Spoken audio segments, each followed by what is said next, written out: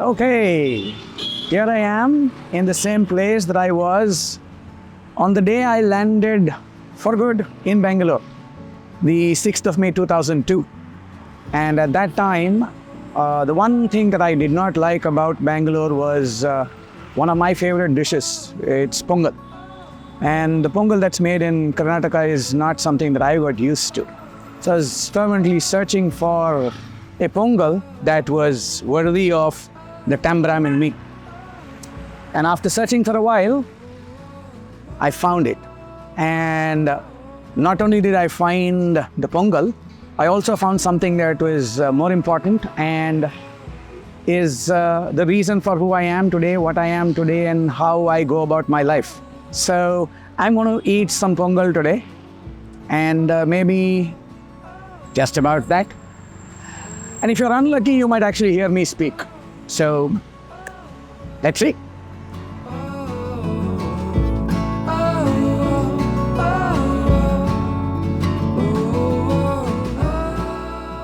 Today is an interesting episode.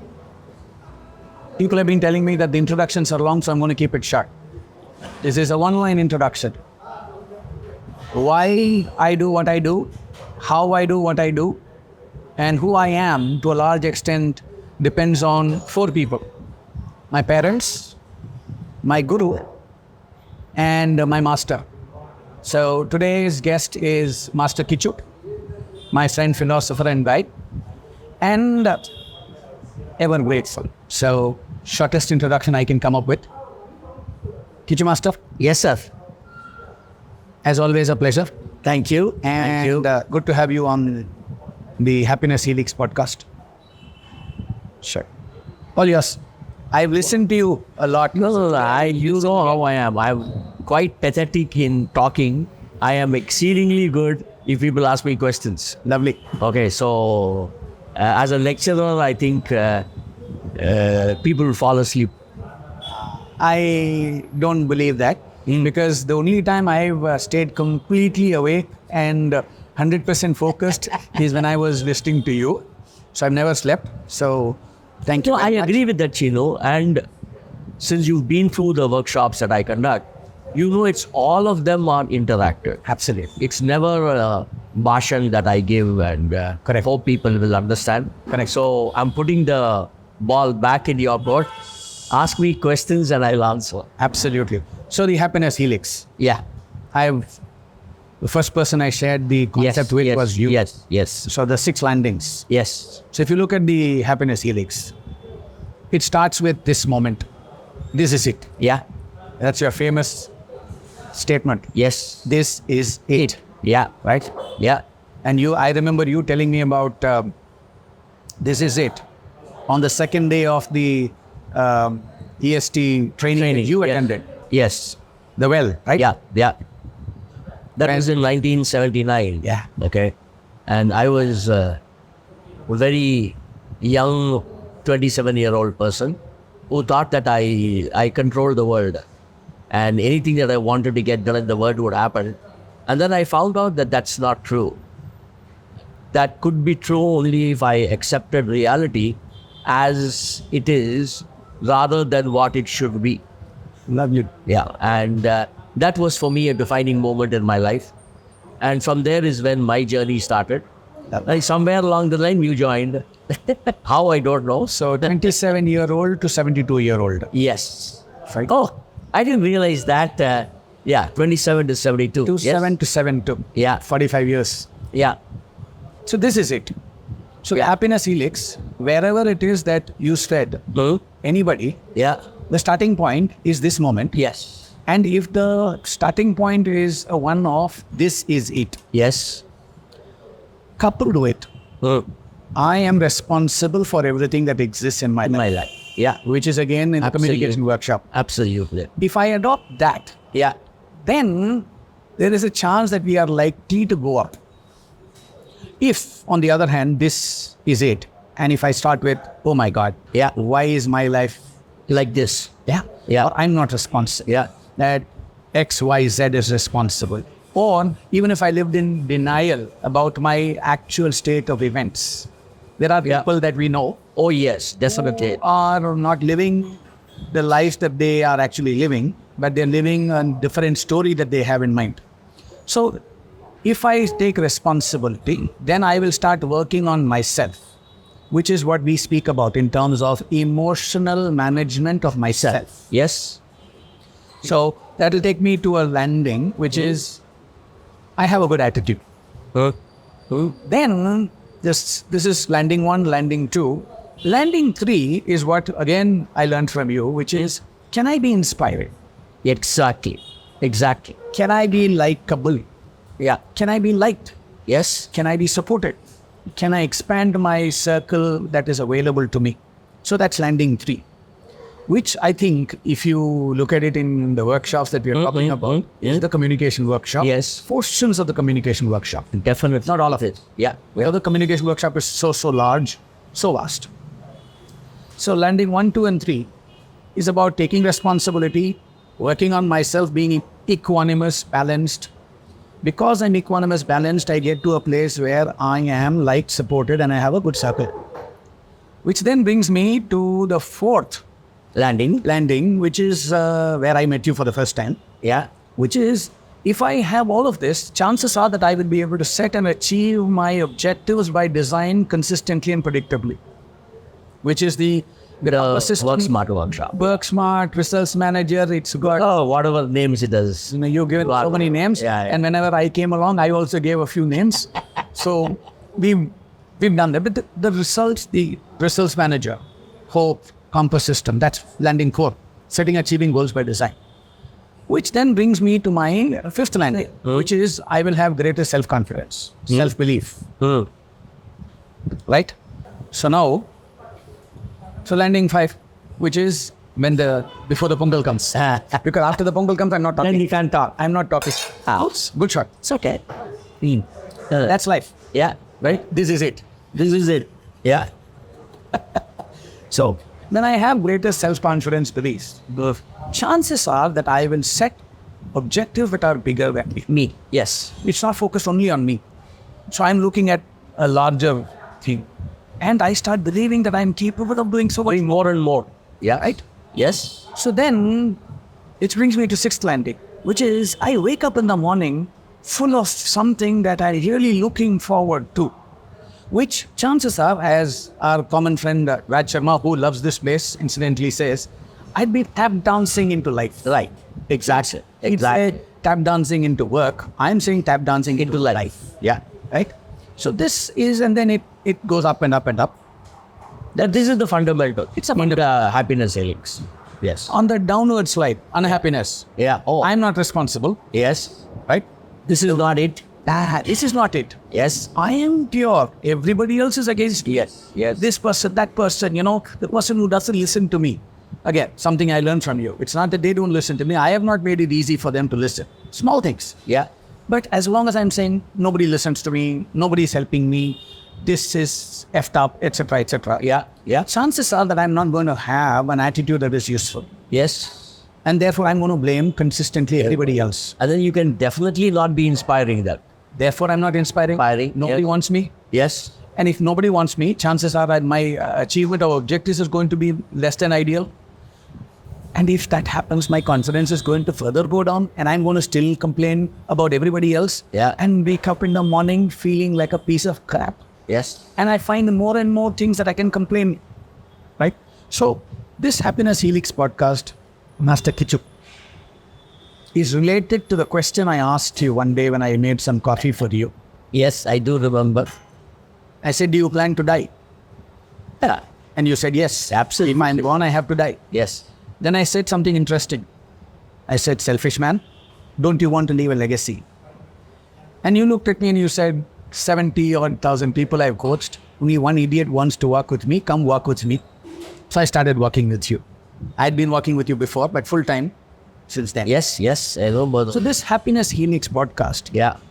is not for how great you are, how great I am.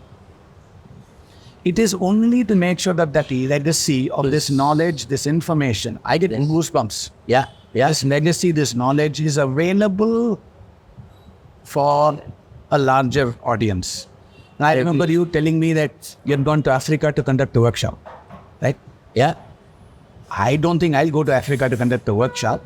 And I'm saying that, sitting here, leveraging technology, I would like to conduct a workshop and make the lives of people better everywhere in the world. All over the world. So this workshop is entirely about that. Ever grateful. Always a pleasure to talk to you.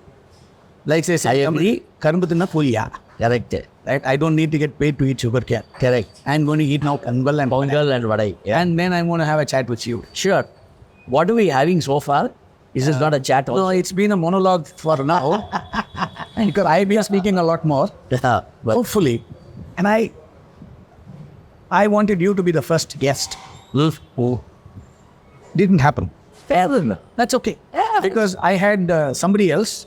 Yeah. And you'll also appreciate Yeah. as the first guest. Yeah. Our friend Arun.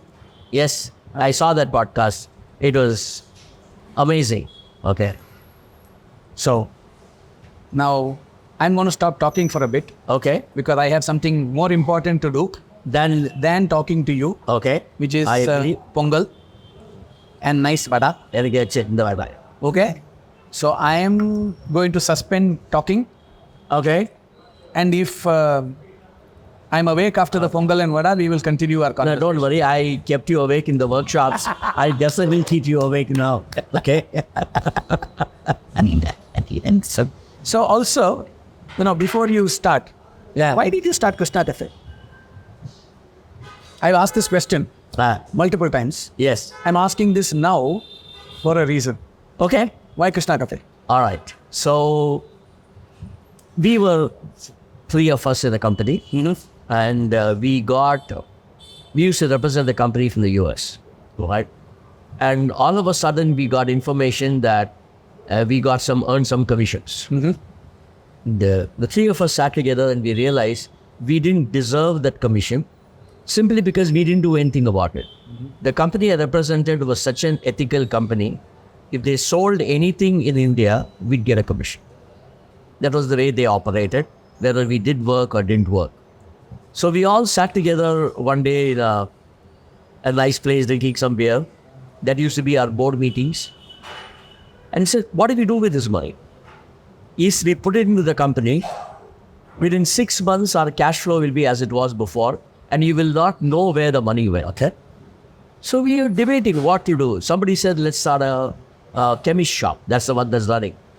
One of the other colleagues, a guy called Raman, he said, no, you are going to profit from other people's illness. Interesting. And that's not something that we should do. Okay. So we were thinking, and then suddenly it hit us food. Okay. And out of the 3 of us, 2 of us are Tambrams. The third guy loves food. Okay. So we said, let's start a restaurant. And in those days, in 2002, in Bangalore, there was no place that served authentic Tamilian food. And there was a bunch of software guys landing up in Bangalore. One either missing their mother's cooking or their wife couldn't cook the way their mother does. So we said, let's start this. We started it as a lark. Let's see what happens. If it works, it works. If it doesn't work, anyway, we didn't deserve that money. It went somewhere. And then, see, the main thing, Cheenu, was it was not started with profit as a this. Let's give people good food. Let them get out of this place feeling nice. Let them not have indigestion when they go back home. Okay? And that they want to come back here again to eat. So, and we did something very interesting in the beginning. For 7 or 8 days, we gave lunch free. Oh. Okay?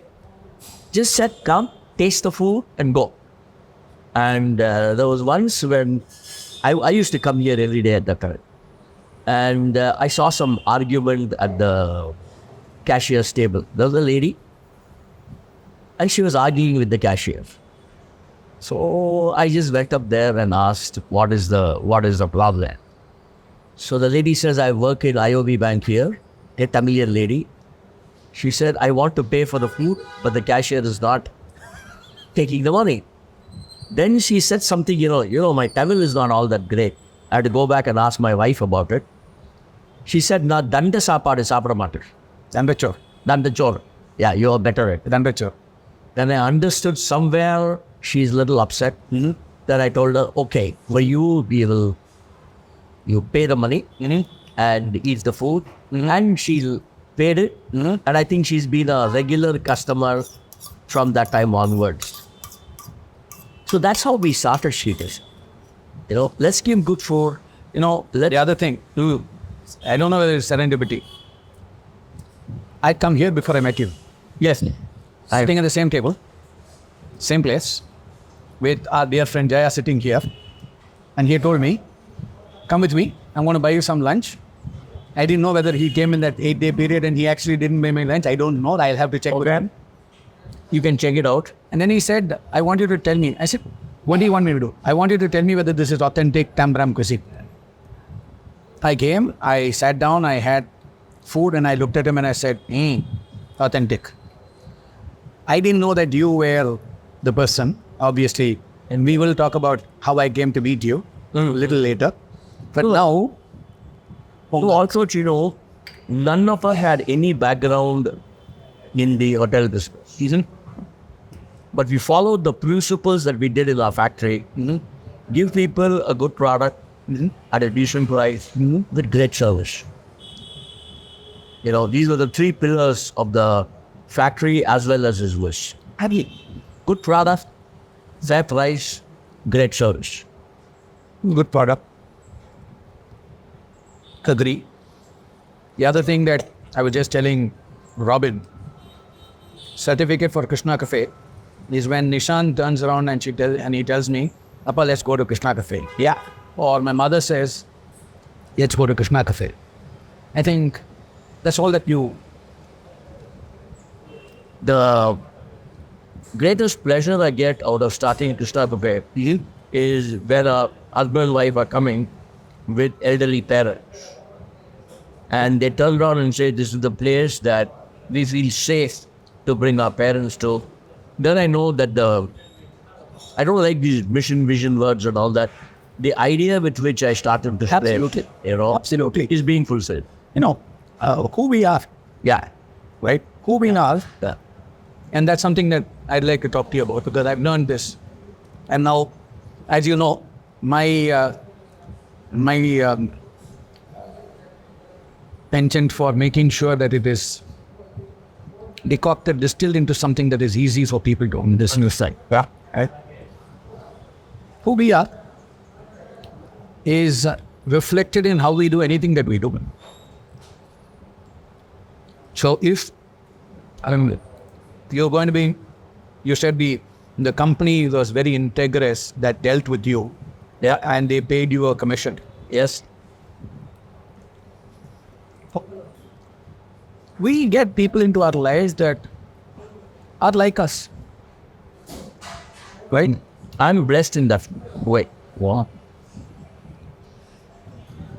I think it also becomes easier for you to continue to be integrous when you attract people who are integrous around you. Absolutely. Absolutely.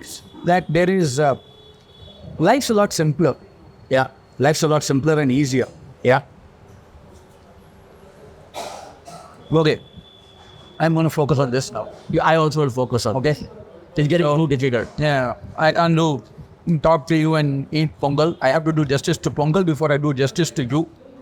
Okay? Fair enough. So, after the Pongal, you'll be back. We take a break.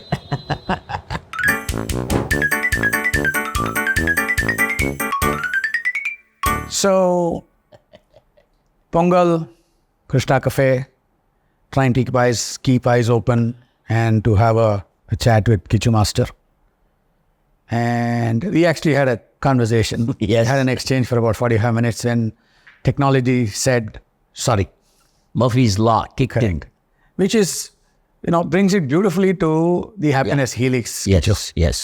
It does. I've learned it from a few people, trying to give it my special sauce, so to say. And like I said, aiming to make it easier for people to remember something. Yeah. and to understand it. So the HappYness Helix, as you're aware, starts with this is it. I'm responsible. If I'm responsible and I take responsibility for my life exactly as it is. Like in the communication workshop, you say, I'm responsible for everything that exists in my life. Yeah. Right. Which brings me to the landing 2, which is I will have a good attitude. I will be emotionally equanimous. I will be stable. Balanced. Yeah. Yeah. So, people, circumstances, events, situations Do not upset me. Yeah. And I'm responsible for my behavior, how I perceive life. So that's landing 2, sorry. If I accept responsibility for my life, I have a good attitude, brings me to third landing, which is I will be liked and supported by people. Right, which is in the communication workshop, people will find me inspiring. Yes. They will find me interesting because I'm interested in them. And therefore, they will support me. Yeah. I have a larger circle of friends, acquaintances, well-wishers, resources. Put it crudely, resources. Right? Resources means that, I'm using them. No, this is something not that. Yeah. So chances are that if you look at this, this I have taken from our communication workshop, where it is about accepting responsibility, being the best version of myself in this moment, therefore having a larger circle of people that I can rely on, depend on. Which brings me to the fourth landing, which is I will set and achieve my objectives by design, predictably, consistently. Yeah. Which is the compass system, results manager, whatever you're going to call it. And once that happens, I'll get to the fifth landing, which is that consistently when I keep on doing it, predictably, repeatedly, and I start refining how I got there, I will have greater confidence in myself. I will start believing in myself a lot more because it's not just me. I have an entire support system in place. And I know I can draw upon those resources. Yeah. So landing 5 is greater self-confidence and being able to aim much bigger, larger. Yeah. Which brings me to landing 6, which is that I will set objectives that are even more grand, larger than just me. Yeah. Things like, for the planet, for society, whatever it is. Yeah. And it is not going to be focused only on me. So chances are, like our common friend Raj Sharma would say, if I have that kind of an objective, then I'm going to wake up feeling really energized. As you used to say, tap dance. Tap dance. Yeah. Right. So I think both of us have been on this, where we find the energy within to just wake up every day and say, absolutely, we're going to do this. Yeah. Right. The other side of it is we deal with a lot of people, which is that they blame their circumstances, situations, and they are not responsible for their situation in life. They blame circumstances, relationships, religion, where they were born, which family, all of that. All of that. Which also leads them to not taking responsibility for being stable and equanimous. Yeah. And they get upset by various things. And when they are upset, their ability to communicate deteriorates. And therefore, they are not very liked or supported. They have a smaller circle of resources to draw upon. Also, Cheenu, when they are upset, it impacts their health. Yeah. Which most people are unaware of. Absolutely. Yeah. Right. It's, people think it's mumbo jumbo. Yes. That it's psychosomatic is a mumbo jumbo thing. It's been proven that it's not mumbo jumbo. Yeah.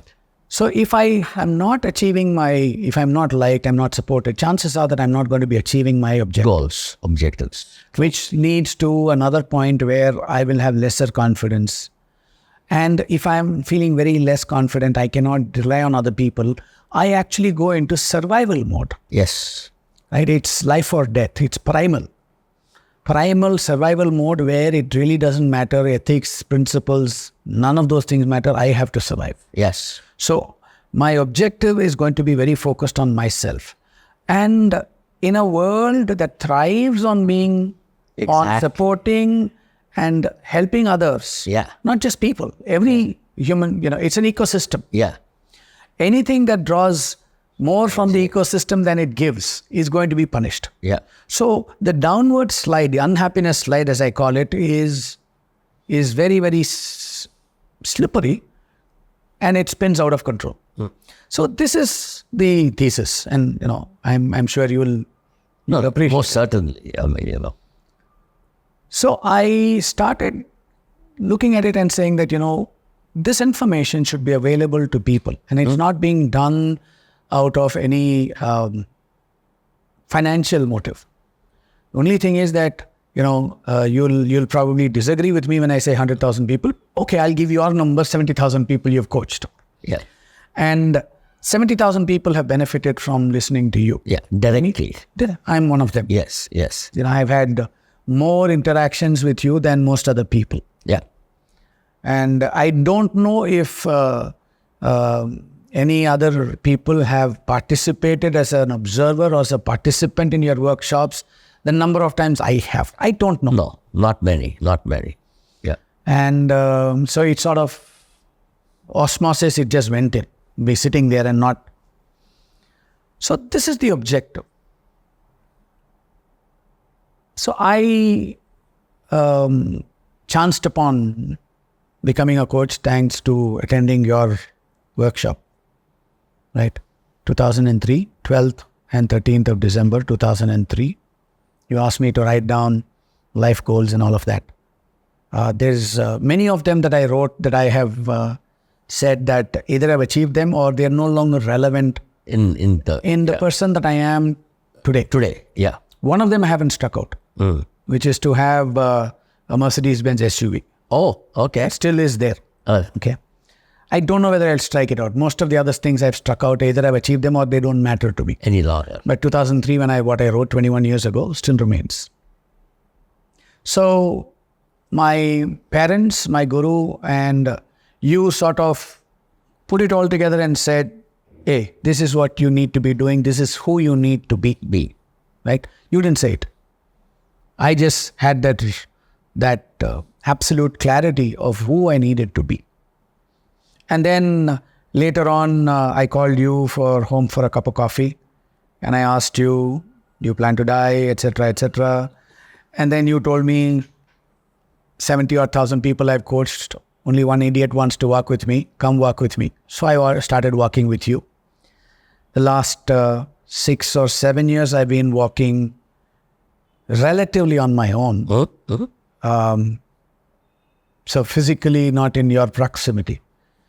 Mentally, spiritually, and at the level of the being, always in proximity. Always there. Yeah. Yeah. So my father was a great inspiration in me doing what I'm doing. He wasn't a coach, but he was a person who made a positive difference to everybody. My mother was there, and I think you distilled that when I met you. Yeah. And I said, you know what, I need to be like this guy. And I also remember telling myself the same thing that I told myself when I was talking to my father. And he made a very interesting statement in return. So I told him, Appa, I need to be better than you. Right? And he looked at me and he said, Cheenu, I'm not your competition. I'll be the happiest when you are a million times and preferably infinitely better than I am. Yeah. Right? So in many ways, when I saw you, I said, you know what, I'm going to be like this guy and better. Yep. Right? Yep. And I think this is the one thing that I tell everybody that I coach. I said, I want you to be better than I am. Better. Yeah. Because that's the law of nature, that the generation that comes after must be better. Because we have not otherwise passed on all of the knowledge to the next generation. So the youngsters will always be better. So, long thing. So you inspired me to be a coach. Yes. Who inspired you? A little history for that. Okay. Year is 1974. And I was not very good at studies. Okay. But somehow I found a liking in oceanography. And I said, I want to go to the US, do my MS in oceanography. Got admissions. They used to have this thing called I-20, a form which says that therefore your admission is guaranteed. Correct. I had 4 I-20s. Lovely. Okay. And I was all set, completed GRE, etc., etc., etc. My father decided to do something to alter my plans. He died. Okay. Everything went out of the... The reason I'm laughing is, Yeah. I've heard you say this n number of times. Yeah. And n number of times, I'm listening to it and you're saying it the way you're saying it for the first time. Yeah. Yeah, but because I just, I reimagine the whole thing, you know, as though it's for the first time. Yeah. And then overnight flipped from irresponsible brat to responsible head of the family. You were irresponsible brat? I mean, everything in my life was in my father's hands. Okay? All decisions, everything, which he should take care. I had my own decisions. All of a sudden, I'm told you got to take care of your mother, you got to take care of your brother, you got to take care of your sister. So I took all of those aside and decided to take care of my family. But there's one thing, Cheenu, that happened at that time. A couple of days before he died, I dropped him off at the airport. And he looked very stressed and tense and etc., etc. And I asked him, what's up? And he said, look, I'm going all around the country to implement a policy for the company which I don't agree with. It goes against my own integrity. So he said, anyway, this is the last time. After I come back, I've talked to somebody else. I'm going to join that company. I'm no longer going to be with these people. Then, a couple of days later, he died. I think somewhere when he died, I decided for myself. How old were you and how old was he? He was, I think, 45, 46, and I was 22. Okay. That day, I decided first, I'm not going to work for anybody else. I'm going to work for me. And at the same time, I am going to work without stress. Because I knew for sure stress killed him. Because he had a cerebral hemorrhage. So I got, after he died, I said, no, I'm going to live a life longer than him. And I'm going to have a ball in life. And be as successful as he was. He was a tough act to follow. Okay. But, all those were good things in the background, but survival was at stake. So all I was interested as a young guy in Bombay was make money, make more money, make more money. Okay. And I did all kinds of things in those 5-6 years. There's a good friend of mine called Venkatesh Babu. He introduced me to somebody once. And he says, Kichu has done everything other than prostitution and drugs. So I looked at Venkatesh Babu and said, how do you know? So Venkatesh Babu is also another person I need to thank. Yeah. For many things. Okay. So, and then I did this program called the S Training. Okay. Somebody introduced me to the program and there was one lady who was leading the guest seminar. And as she was talking, one guy, asshole in the group, asked her, Khurshid, are you unmarried because you did this program? And I was so angry. I said, her marriage is her personal issue in life. I've always been exceedingly respectful of women. And those values came from my father. Okay. As far as I remember, I don't remember my father and mother fighting. Him saying anything demeaning to my mother. Maybe after the bedroom door was closed, what happened, I don't know. But I was always taught to treat women with respect. And I'm getting angry and this lady is not getting angry. So I said to myself, if I can remain so calm, if you had met me in those days, you wouldn't have lasted a long time with me. Okay. I'm surprised I did even with this. Even afterwards, yeah. I've gone softer over the years, but so then I did the program, got a lot of insight into myself. One of the best insights was my sister was studying in Canada at that time. And she came back. I didn't tell anything about the program that I'd attended. And she came back and she said, something changed in you at this time. I said, how did you know? Earlier, your letters were of all the things you did. Your letters became about all the people you met. So I shifted from being a gung-ho machine to make more money to a person who was more people interested. And at some point I realized that was me originally. My father's death had flipped that over into survival. And since this course made such a difference in my life, I became a volunteer with them. This lady, Khurshid, became my mentor, and You mentioned once that you are walking in for a follow-up and somebody pulled you out. Yes. That was Khurshid. That was Khurshid on her neck. Until date, I don't know. She saw something in me that I didn't see in myself. I never thought I'm going to do any of this stuff. And that was the beginning and the end of my life, also in the philosophical sense, because in the Sufis, they say, it is a pity you have to die before you wake up. Okay, so I died on that day to the old Kichu that was there. And Khurshid became my mentor. I went to the US, learned how to conduct these workshops. And I did that only with the intention that this is going to make a difference to people in India. That when people realize their true potential, that's when we are going to succeed as a country. I was a patriot, and I still am a patriot. Next two of us. Yes, I'm a patriot. I love this country with all the problems that it supposedly has. Okay, I love this country. So that's how this whole thing started. As soon as I finished that workshop, in 4 months, I quit my job and got into business. I was so scared before to start off on my own.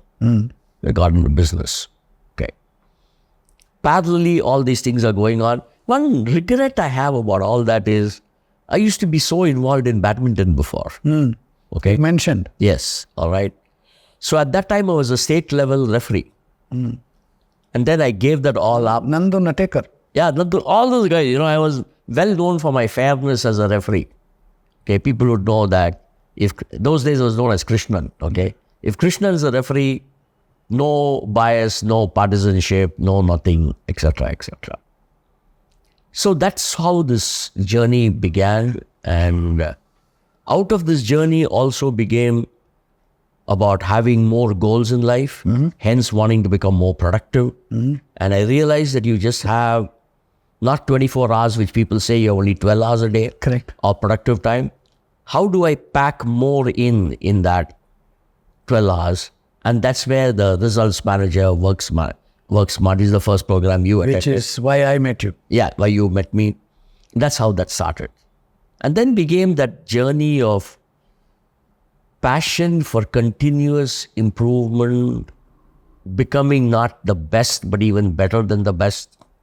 And one of the real highlights, is a good friend of yours also, Raja, okay, Natation. He attended a program by Stephen Covey's on time management. He had attended our workshop before. He says 2 hours later, after into the workshop, I walked out. Because he said, you're saying more and much more than those guys. Just because they are from the US, we shouldn't give them all that credit. Okay. Which brings me to a program that we all signed up for 3 days. 1.5 hours later, I walked out, leaving you there. Yeah. Right? I said, I don't need to listen to this. I have listened to better. And you can continue to stay here. I'm leaving. Yeah, yeah, Right? And I left. yeah, yeah, yeah, Right? Arun and I, both of us, we left. yes. Both of us told you respectfully, Master, yeah, yeah, we've learned more from you, yeah. and we don't need to put up with this nonsense. Nonsense. We are right? leaving. Yeah. And very interestingly, you stayed back Yes. for the 3 days, which is you. Yeah. Which is Okay. Yeah. Which is you. Yeah. Yeah. Right? So, which is very interesting. Yes. So, Khurshid, wonderful lady. You and she have 14 years between the two of you. You and I have 14 years between the two of us. And 28 years my senior. And when I look at it, as old as my mother. Yeah. Yeah. Right? Khurshid is as old as my mother is. 86. Yeah. Well, this year. And 12 years ago, you and I are conducting the Results Manager workshop, Hope workshop in Bombay. And a 74-year-old Khurshid is sitting in the front row. And she is taking copious notes and she is engaging 100%, playing the game 100% of the time. Yeah. Yeah. And at lunch, I take my dear friend Ramesh Ramani to her and say, Ramesh, meet my guru's guru. And she turns around, looks at me and she says, and you are my guru. Because Kichu's been trying to tell me all of this for so many years. Yeah. And somehow the way in which you're saying it, I'm able to understand it better. I think I will adhere to this better than all Kichu has told me. So you are my guru. I said, thank you. Learned a very important lesson that, at whatever, and I follow that to the best of my ability, of my awareness, that we should always be a learner. Yes. I should always be a learner and be in a know-nothing state. Yeah. Don't get ahead of myself. That's something I learned from her. And obviously, a lot of people who meet me, obviously they'll hear of you, right? Yes. Oh, nice. Yeah, and I'll say, instead of all the things that I tell you to your face, I actually tell them lies and tell them nice things about you. Okay. I don't tell them how tough a guy you are. And We even did that with the guys who are filming us just now. Correct. You told very nice things about them. Absolutely. And they were actually looking for... Now they know who I really am. Correct. So, I think one of the other things that I've noticed about you and I learned from you, again from my father, is this appetite, voracious appetite for learning. Yeah. Newer and newer things. Yeah. So, I see you doing that. 55, my father was when he imported a computer, when nobody had heard of a computer. And he learned. And he would work at it, and I learned with him. So one of the things I've learned from observing all of this, and maybe by osmosis I learned, is to learn and read and acquire knowledge, more and more knowledge. And with every iota of knowledge that comes up, the only thing that becomes stronger is I don't know much. It is now very clear. I can actually say I don't know anything. Anything. Yeah. Right? Yeah. Yeah. So I've copied shamelessly a lot of things, right? From you, from my father, from everybody, including one statement which is, there is no copyright, just copy it right. Right? Yeah. Yeah. Everybody thinks I'm very great when they see that. And I put it in all the presentations, I put it everywhere, I tell people. And I constantly tell them, this is not mine. I've copied this from Kichu, right? Did you copy it from anybody or was it your own? Oh, there's nothing that I saw my own. Okay. I copied from everyone.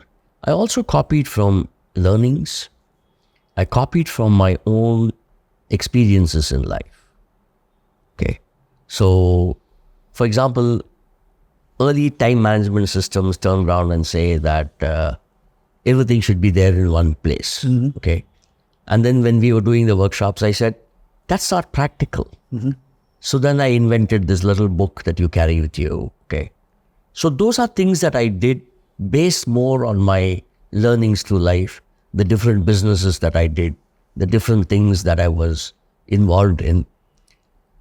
So I don't think there's anything, there's one thing very original that is only belongs to me, which is not there before, was if you remember the old system that we had, I used to attach the pen with a Velcro.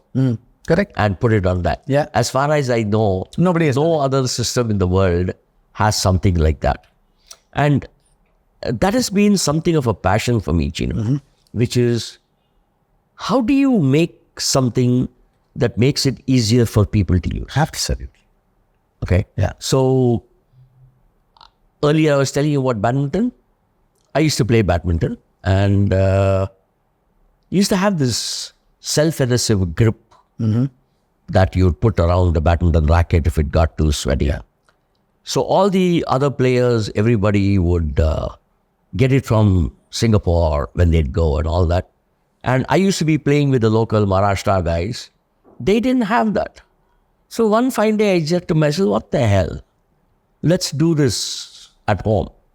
So I went, bought some towel, Johnson tape, okay, sat on my mother's sewing machine and stitched the Johnson tape to the towel strip. What was very exciting was when the needle went through the tape, it picked up the adhesive. So it'll run for about 4 or 5 stitches and get stuck. So then my mother's nail polish remover was there. I took that. I would clean the needle, go some more stitches. Okay. And then I made those. I made many of them. And then I said, there should be some way to do it. I found out which adhesive is there, mixed a couple of adhesives together. And finally, I was making these and pat myself on the back. Mr. Prakash Padukone was using my grips. Wow. And I was an entrepreneur at the age of 16. Wow. One rubber stamp made by M. Krishnan, fancy price ₹3 per grip. Wow. Wow. Okay, so that has been a passion with me, that if somebody else has made it, I can make it. Very interesting. I'm going to interrupt you here. Please, please. Once, we were, my dad and I, we were going for a meeting, and we had a PC and a PC XT. PC XT was a big thing. Yeah. We were going in, father was a chartered accountant, a practicing auditor, one of the best. We went into a client's office and they said, will you help us computerize all our certain portion? That company is very well known today, one of the largest companies in India. And we went in for the meeting, and my father was saying, you'll need these kinds of reports, you'll need this kind of thing, you'll need this for the RBI, you'll need this for this, all of those things. And he says that, and he comes out and he says, yeah, I can do all of these things. So I'm the one who's driving him. So I remember it, I was 18. I'm driving him back home, back to the office. Get into the car, I'm sitting, and he's sitting there, and I asked him, I said, Appa, do you know how to do all of this? You said so many things. He said, I don't know. I said, then how are we going to do this? He said, I've given my word, so we will do it. 2, there are people who are doing it with larger computers, machines, and all of that. So if it can be done, I'll find a way of doing it better, faster, with lesser resources. Yeah. And that's, in a certain way, I've also imbibed that. Yeah. How can we make it better? And this podcast is one of them. Yeah. How can we make it? How can we make all of this knowledge? Because in a workshop, we are constrained with a few things. Correct. We have a purpose that we have to get to. We have a certain destination. To get to. Time frame. Those kind of things. And then if we've actually given them a certain pitch in terms of what we're going to be giving them. Yes. The fact is that this will actually give them a lot more than sitting through a workshop. True. Very so. Very interestingly, again, slightly controversial. Yes. So legally, I believe in this intellectual property, that as a law, it exists, I'm okay with it. Ethically, at a spiritual level, legal and ethics, I'm clearly demarcating. Ethically, I don't believe in this concept of anything having any intellectual property at all. Yes. Right? Yes. Your thoughts? I agree with you completely on it. Okay. However, a person or a company that has worked hard and spent enough money to develop a product or a software or whatever it is, does deserve to get paid for the efforts that they made. Okay. but they do not have the right to exploit. Ha. Okay. So, for example, a number that may be comfortable in the United States, okay, $200, just as a number, $200. $200 is nothing for the American guy. But $200 in India is an interesting amount of money. Even today. Even today, yes, So $200 approximately is 20,000 rupees. So 20,000 rupees is many people's monthly income. Correct. Okay. And to have them to pay for that is not very fair. Okay. So for example, right now, to manage my blood sugar levels, I have a CGM. Okay. Continuous glucose monitor. Okay. The price is 4,200 rupees. Okay. So in a month, that's about 8,000 to 9,000 rupees, what it costs. Yes, I can afford it. And at the same time, if there's argument's sake, a Chinese company that copies and makes it for, instead of 4,000 rupees, 2,000 rupees, I will say hats off to the Chinese guy. Okay. Even if intellectual property rights are infringed. Yes. Okay. Yeah. Because you have to somewhere look at the greater contribution to humanity. It cannot all be only profits. I agree. Yes. I agree. I completely agree with you. So they do have the right to make their money. Okay. Okay, there's no question about that. For example, if you look at the drugs, okay, now the companies actually fleece the consumers. Okay. At least in the drugs, there is a copyright, there is a cutoff time, which is, I think, too long, too many years. But after that, it can be made. So, for example, now buying generic drugs, my amount of money I spent on the medication for myself is now 30% of what I would before I was buying it from the branded companies. Okay. And very strangely, one of the medicines for controlling blood sugar, when I bought the generic one, my blood sugar levels were dropping. And I had a very funny feeling, are the bigger guys, when they say so many mg, is it so many mg or it is so many mg minus so many mg? Just a thought. I've done no analysis on it. Again, I don't want us to be there. Slapped a case for slander. But it's okay. I'm old enough to take cases on. So,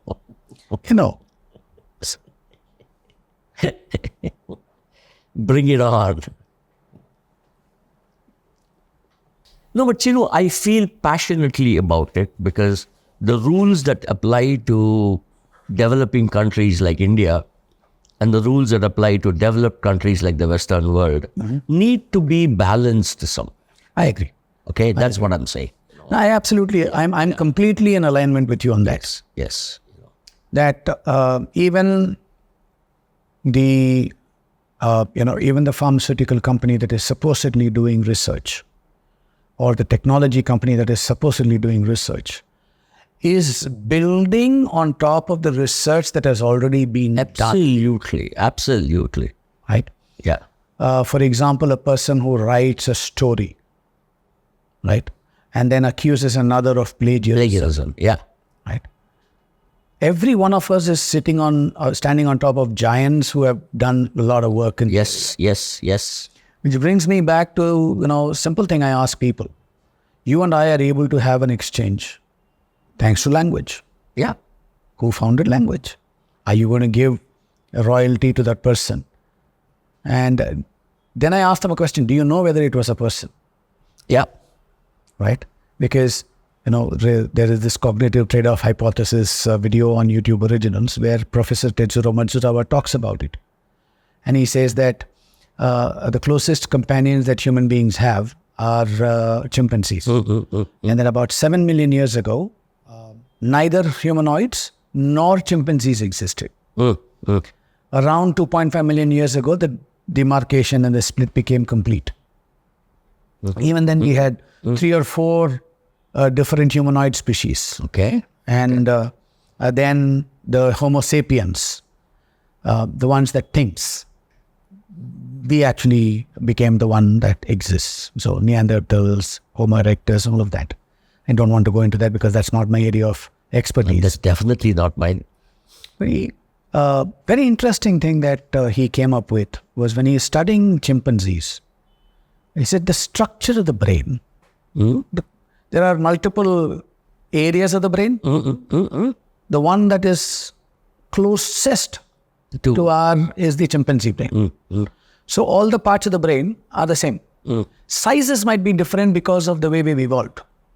So he was starting to look at, is there a space in the brain that is dedicated for language? And he could not find a dedicated space. Okay. So he said, if the chimpanzees and we have the same brain, some part of the brain must be repurposed.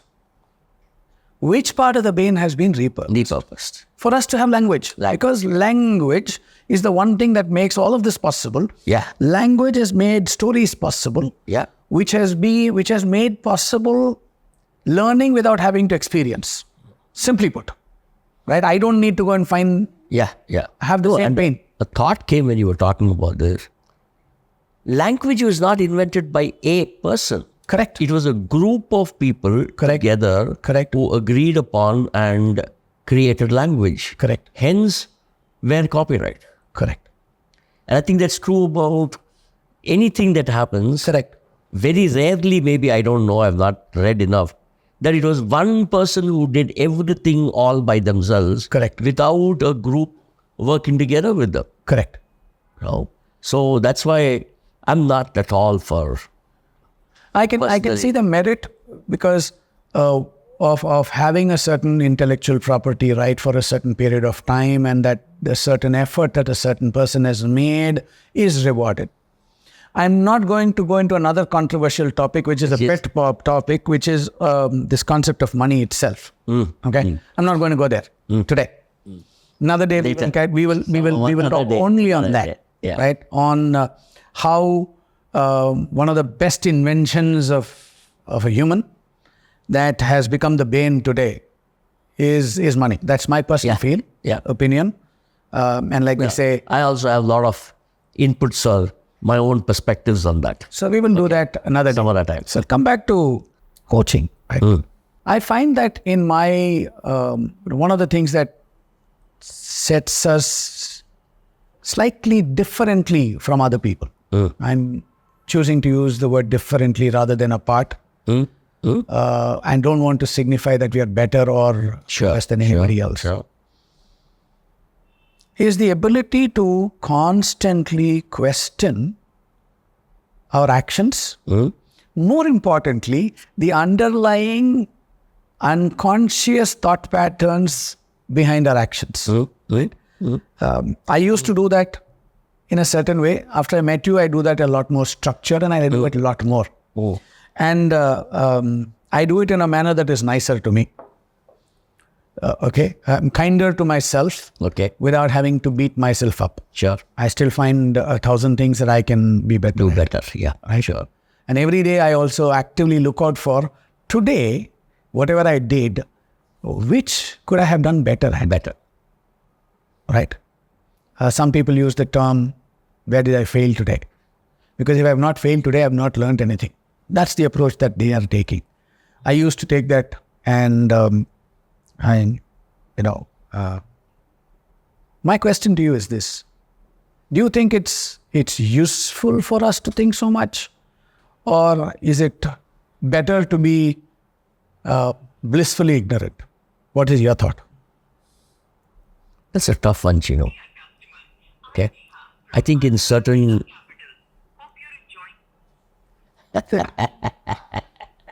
technology catching up with you. Okay. I think in certain domains, blissfully ignorant.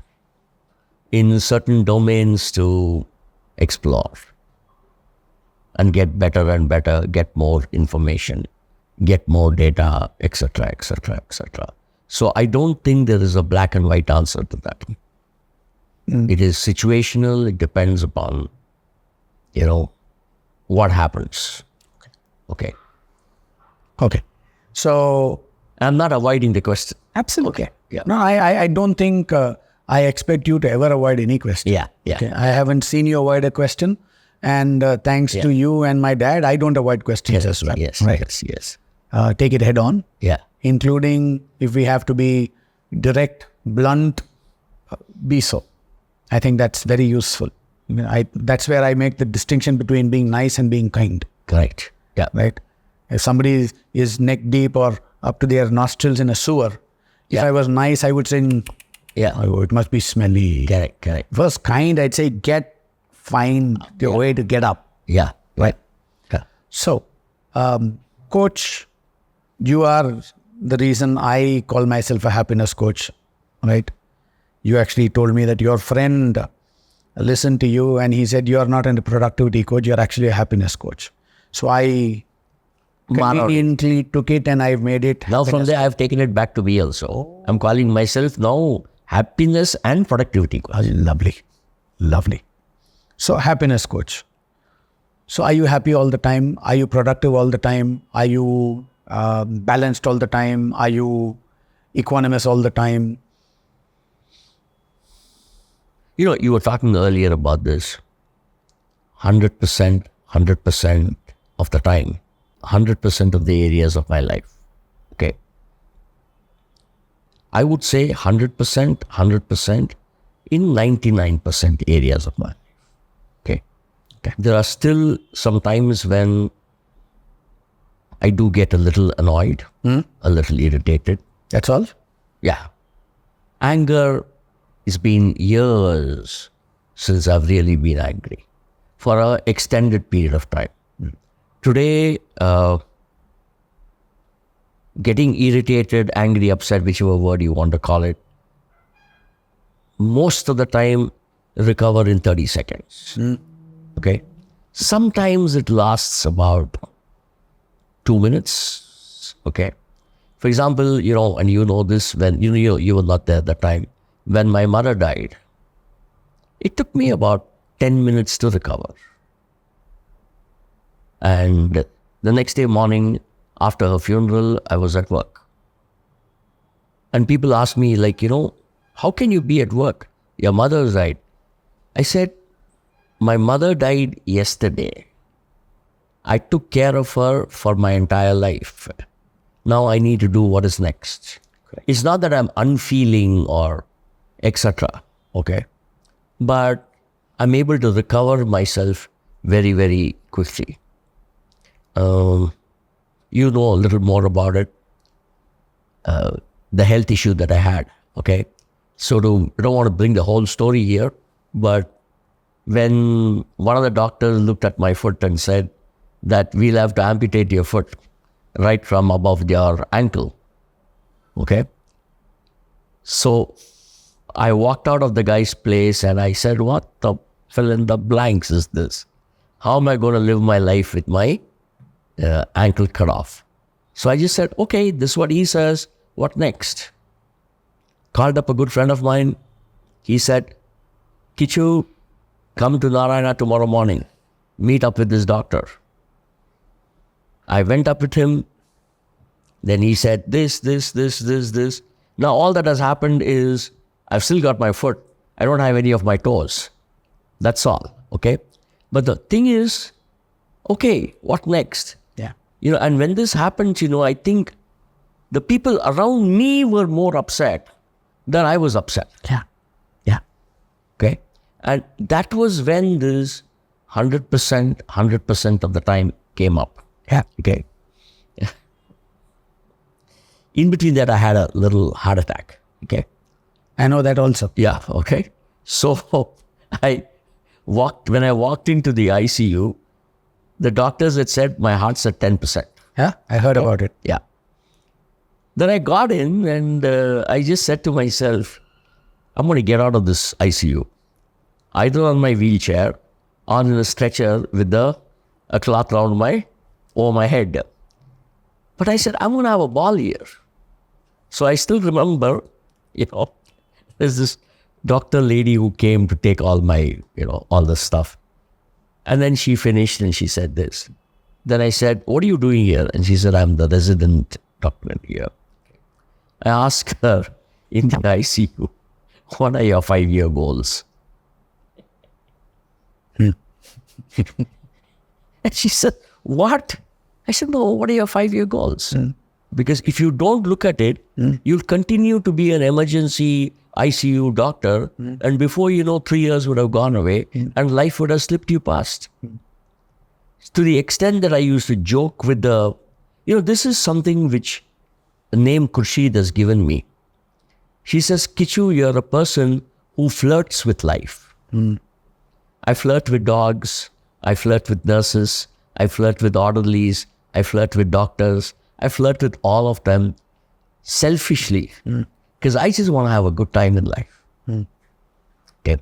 So it's just that, and you can do that only if there is equanimity, if you are at a place where you can manage your emotions, and then you can play 100% of the time in 100% of the area. Absolutely. You're talking about this in this, when you met those two doctors, you also made a call to me. Yes. And said, what is guidance? What is the guidance you have? What is the guidance? Yes. Right. And that's something that you taught me. Yes. And I now seem to be the person who's holding that. And thanks to you. Yeah. Yeah. So I gave you the answers, and I said, yes, amputation is what is appropriate. No, I think it's gone a little, and I'm not a doctor. Yeah. But because you trust me, and I trust this process, and you trust the process, we spoke about it. Yeah. So I put the phone down, and Hema was asking, what happened? And I said, this is what Kichu called, and he's going to get some part of his left foot chopped off. He said, what? I said, yeah. So they're just going to cut off some part of his left foot. And so she looks at me and says, and you're okay with it? I said, what can I do about it? Yeah. Yeah. Kichu called me for a reason. If he's calling me for a reason, if I'm going to get all upset and uppity and this and that, then I'm not going to be able to do any justice to the reason he's calling me. Yeah. Like you said, and again, something that you taught me, I have pre-grieved everybody in my life, right? Yeah. Because my mother said this when my father died and we were all some people. She said something very interesting. She said it in Tamil. She said, the man who has to go is gone. Yeah. Now we have to take care of the living. Yeah, you take care of the living. So she was so focused on, what kind of food, who, and I'm like, what's going on here? Yeah. But I learned that lesson, right? Let me ask you, let me put you on the spot. Please. Productivity, health, 5-year goals, 10-year goals, life goals, and all of that, right? And how did you come to this stage that you had to get a foot chopped off?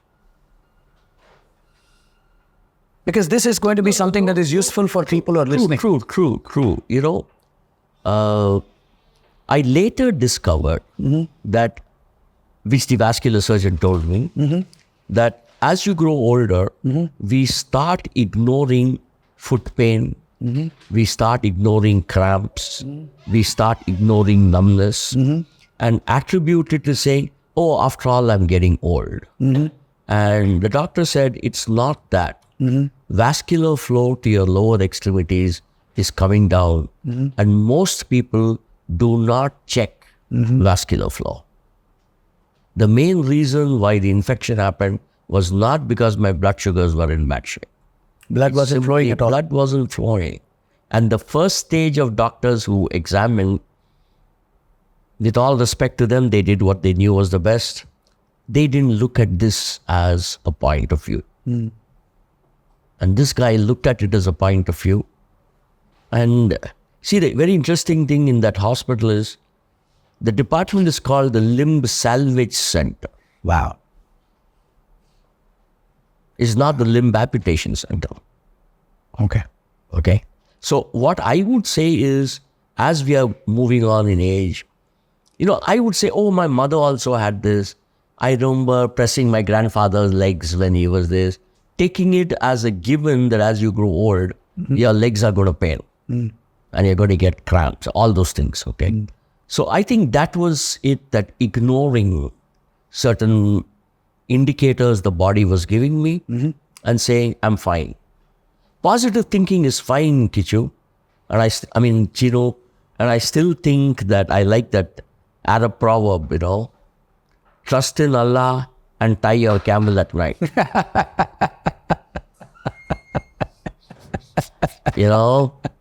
See, all this, today a lot of these mumbo jumbos are going on about health. I'm doing this energy medicine, I'm doing fine, and take a blood test. Correct. Do all that. I'm not saying they don't work. And take a blood test. Okay. So I ignored that. Okay. And what that has done also to me is a greater awareness of health. Okay. So maybe, one of the times I'll take an introduction from you to that doctor and get him on the podcast as well. Him or her. Oh, yes. He's a wonderful. Because I think this is something that a lot of people would benefit from. Oh, yes. Right? Yes. While, HappYness Helix is not just about, without my health. You're nothing. Right. Yeah. So I'm going to switch tracks. Please. I learned from you. So went through a lot of these working with people. How do we help people understand what they should be working on? I haven't worked with as many people as you have, but I have. Yeah, I'm not. Sure. I'm run into the few thousands. Yeah. You're not a new kid on the block. No, definitely not. And been at it full time. Yeah. For the last 15 or so years. Then I realized something very interesting. I would tell people that, we're going to have 5 objectives. Maximum 5 objectives. So if I was working with a corporate employee and the corporate was paying me, I would tell the corporate, 5 objectives. 2 will be professional. 2 will be personal. And they look at me and say, what's the 5th? I said, I leave it to the choice of the individual. Yeah. More often than not, the individual will choose with some small embedded commands from me that it will be a professional one. Right? Because I used to tell them, sometimes not so subtly, tell them, I'm getting paid by your company, so make sure that you're giving value to the company. Right? Yeah, sure. Fair enough. So then I had some 5 or 6 different ways in which we would look at what is it that the person should be working on. Right. And then I started looking and I said, what? I have a database of all the objectives that all these people that I have gathered over probably 20,000 hours of one-on-one coaching. And I started looking at those goals. Something very interesting came up. I realized that all of them fell into 5 buckets. Right? I didn't force fit them. The first one is what I call personal excellence. Okay. Simply put, being the best version of me. Yeah. Okay. Second one is physical health and fitness. Then I realized that whether your person was 20 or 80, they were still focused on. So when they were 80, they were saying, what? I don't want to be in pain. I don't want to be a vegetable before I die. I just want to go like a light off. Yes. 20, they were saying, I want to live my life fully. Yeah. And I want to enjoy my life. So personal excellence. The second was physical health and fitness. The third one I realized was business or life as usual. Business or life as usual. Fourth one was what I call business or life future proofing. And the fifth one became something like personal choice, so to speak. Right. And when I started looking a little deeper, now that I understood this, I started going into it. And I said, there is a bedrock of life. The bedrock has 2 parts. There's a lower part, which is really the bedrock. Solid. That is personal excellence. Yeah. Am I being the best version of me that I can be in every moment? Okay. Oh, thank you. Appreciate it. Nice. Green tea here? This is lemon tea. Lemon tea. That's nice. Yeah. Thanks a lot. Very nice. Thank you. So, and I say that the top half of that bedrock is physical health. So nowadays I insist that the 5 objectives, it has to be on these 5. No longer asking them what is the most important thing you need to be working on. Sure. Because I think many a time what happens is that people really don't choose what they should be choosing. It seems to be what's paining me the most right now. At this point of time. Yeah. So when I look at it, and therefore when I started doing this, I've started taking a lot better care of my own health. Right? I wish I could do a little better. I've slackened a little, but I'll get back. I know you will. Yeah. So when we're looking at these objectives, right, you've worked with so many people, including, I know you would not want to talk about the names, and I appreciate that, respect that. Yeah. Some of the people who are the most well-known people in the country and in the world. And you coach them on productivity. Yeah. Right? Yeah. What is your definition of productivity?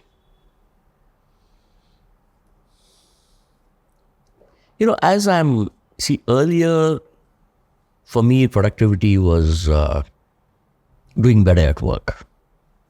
Okay. But as I've moved on and on, looking at my own life, it is that, what we did have as a line, which I have diluted and I think want to get back to that line again, is success and fulfillment. Okay. And The SF system. the SF system, yes. Okay. Sometimes things go around a full circle. Okay.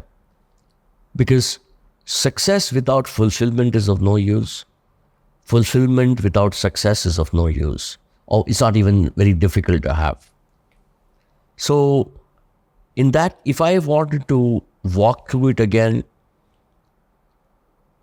I would say health. Because if you have your health with you, whatever other things in the domain of success are failures, in a way of saying it in the language that we know, you can still recover. If you've lost health, then it's very difficult for you to recover. So, personal excellence, my take on this, is that a lot of the people are actually quite comfortable coasting along. The percentage of people who want to become excellent is not, for me, as high as it should be. Okay. So, for example, I was telling you earlier, developing a new product. Okay.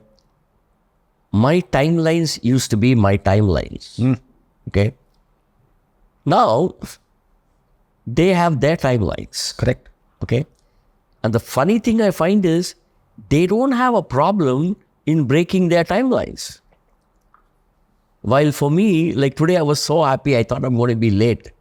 These guys were going to come at 10:30. I reached 2 minutes before. Not that they're going to fight with me and fire me. Why were you late, Kichu? But that personal excellence that is there may not be true for most people. So would not people, forget about excellence as we define it. Okay. I am defining personal excellence as being the best version of me that I can be. No, but if I don't have to be the best version and I still get my salary and my wife is quite all right with me, my children are doing reasonably, why should I push myself? Correct. Which brings me back to the original thing about language when you said that, it was collectively created. Yeah. Right? So if I'm going to be a drain on the system, some point of time, system will throw me out. Yeah. Can I go to an extreme example? Of course, please.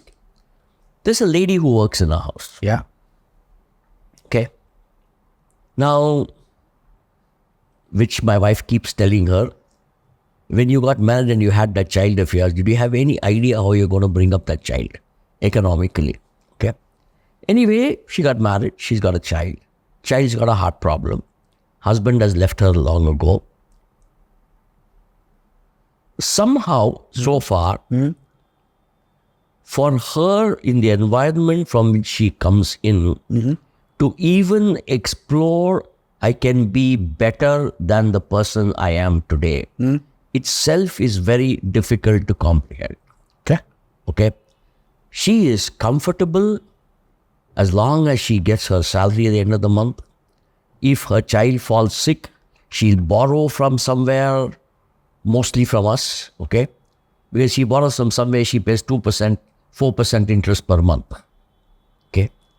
She is comfortable coasting. She thinks she's coasting, but what she doesn't know is the momentum is slowing down. Yeah. And her train is slowing down. Correct. And she doesn't know it. Correct. And she's been now with us for a couple of years. I've done my best. Vishal's done her best. We are making dents. No change. No outward change. No outward change. So my question is, therefore, should we just, neither you nor I are going to stand by. No. Okay. No. So we have chosen to walk this path because we have decided not to stand by. Correct. So how does one inspire somebody? Because I look at it as sparking that inspiration within. Yes. That they are limitless. Yes. In that. Yes. Limitless. Yes. The everything, nothing. Everything, nothing. Talk about. Absolutely. Yes. That potential Yes. exists in all of them. Yes. Right? Infinite potential. So I understand that we should accept that this is it. Yes. We are now dealing with somebody who doesn't seem to have a drive Yes. or an inspiration. Yeah. Or even an awareness. Yes. That there is something that is better that's possible. Correct. And obviously you and I are not going to keep quiet. Otherwise we wouldn't be walking this path. We wouldn't be doing what we're sitting doing. here today. No. Yeah. So this podcast is also to tell people that, you can be infinitely better, Yes. provided you take responsibility for accepting what is, and then start copying, emulating, whatever you want to call it, learn from people and make it your own. For example, I would copy you, and I realized one day you asked me when we were doing a workshop, and I remember that day. Again, you'll tell me about my memory. And you came up to me and you said, I did a session. And you said, where was this person the last 3 years? And my response, I don't know whether you will remember or not. I said, I decided not to copy you, but to take the essence of you and make it me. Right.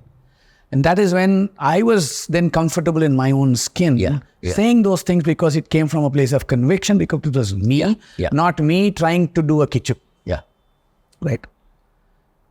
So how do we bring about this change? Right. I'm going to be very immodest in this. You got me. I don't think it required so much of effort to, spark a change in me. No. Okay. No. Took to it like a duck to water. Yeah. Right? How do we bring about this change in others? Because truly that's...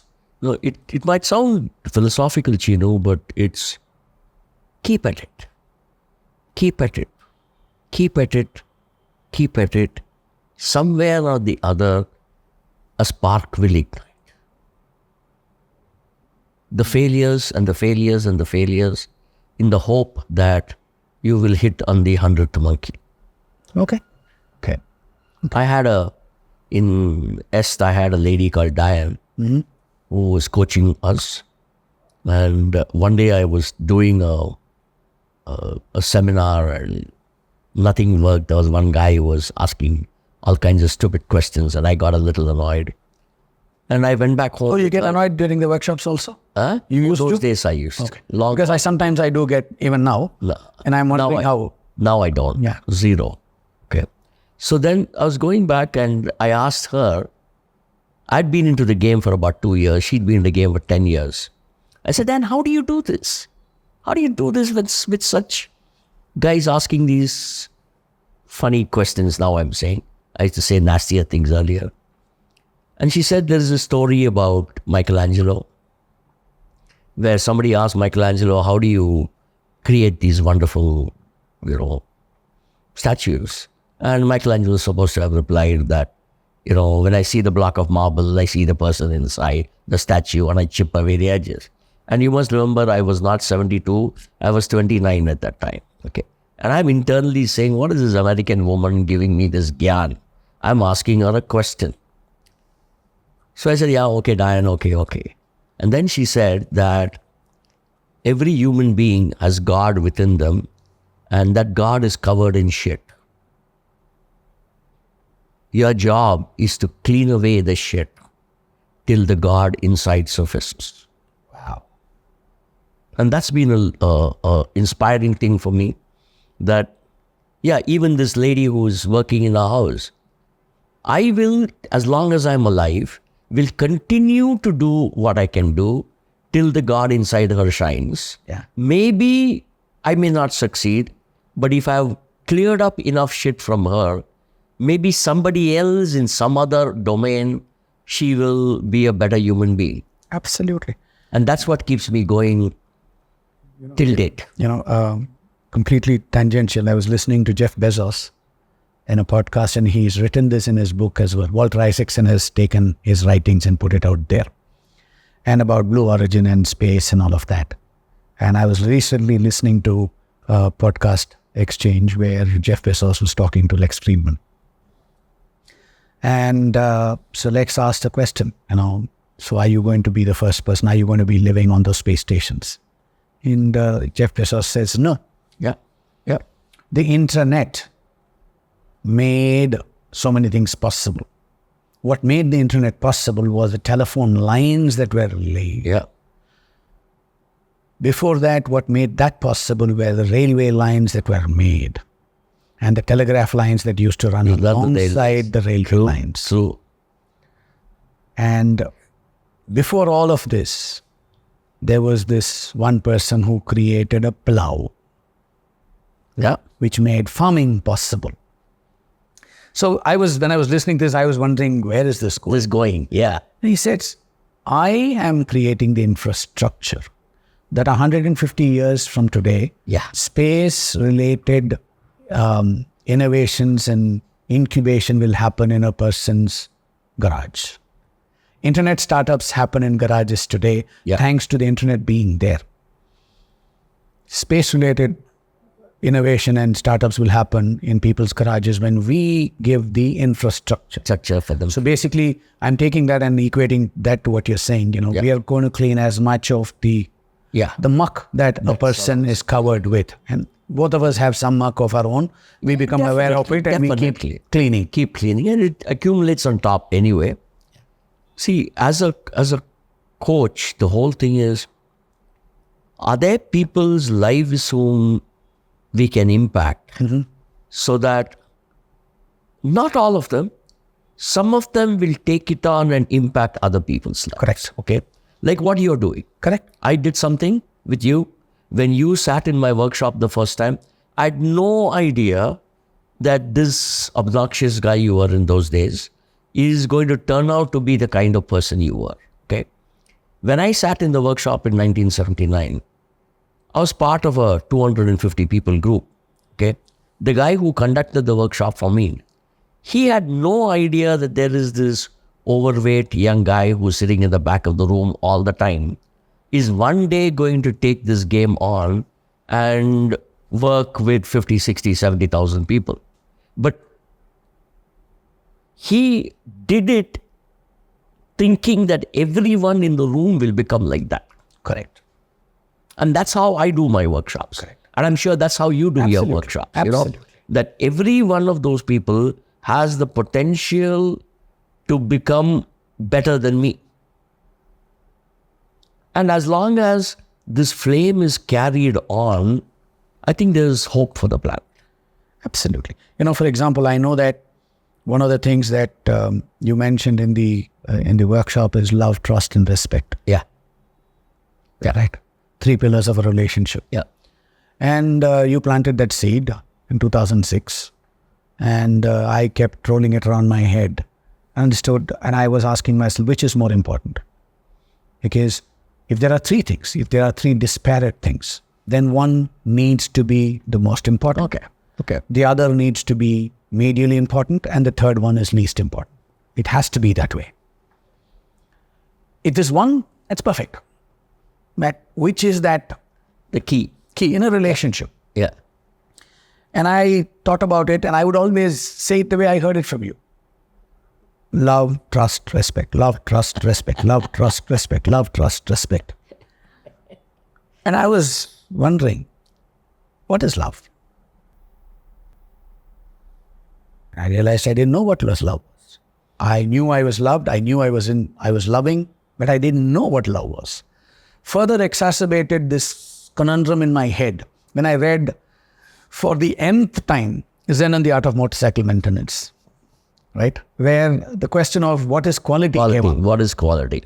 And I said, quality, love, can't describe, but we know when it's there, when it's not there.